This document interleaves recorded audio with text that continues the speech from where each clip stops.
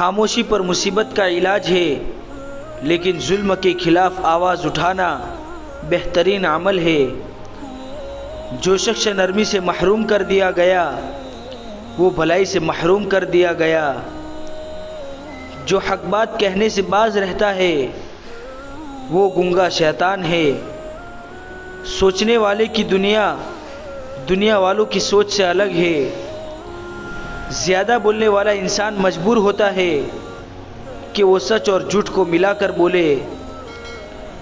بری عادت ایک خوبصورت انسان کو بدصورت بنا دیتی ہے۔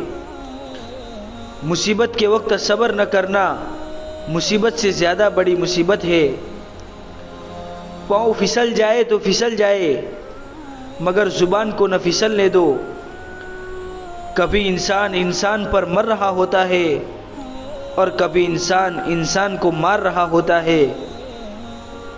دنیا میں سب سے آسان کام نصیحت کرنا ہے اور سب سے مشکل کام نصیحت پر عمل کرنا ہے۔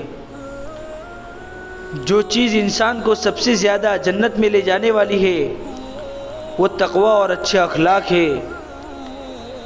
جب میں خود پر ہنستا ہوں تو میرے دل کا بوجھ ہلکا ہو جاتا ہے۔